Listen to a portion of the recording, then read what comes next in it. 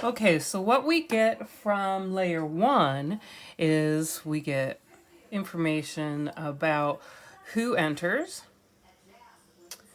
their progress through, and when they complete. So if we think about this is year 0, this is year 2, and we know a little bit about what's going on along the way. Year 1.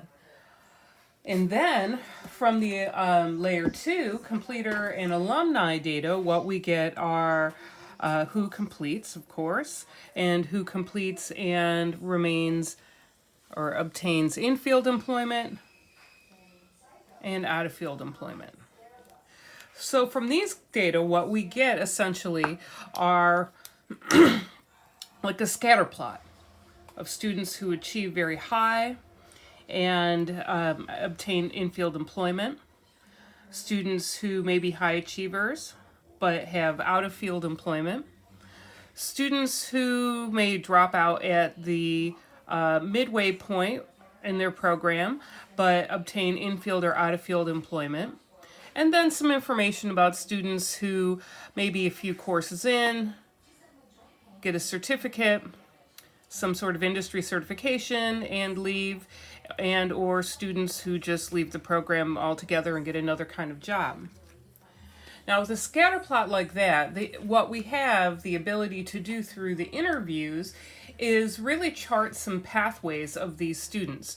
So what we're able to do through the interviews is have a student backtrack his or her journey through the program. So for example, we might want to pay attention to the high completers, the ones who are in the area of having completed well and are in-field employed.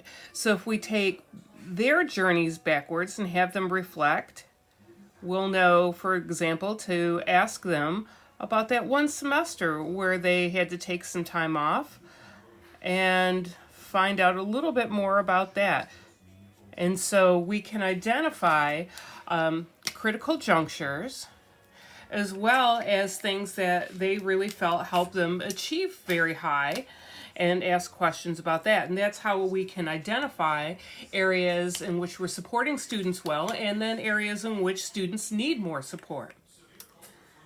So if we do that several times, we can get a sense of how those journeys are crossing and where they are diverging, and other places where critical junctures are occurring. And that's why it's very important to interview to saturation, because you need to have charted enough of those journeys to see some commonalities. And those commonalities can be, this person had a pretty easy journey in, this person had a little tough time near the end. So we can find out things like, there was a critical juncture in the near graduation, and there was one that was critical but not nearly as hindering. But then also we're finding out that for students who really were high achievers, there were particular things supporting them throughout.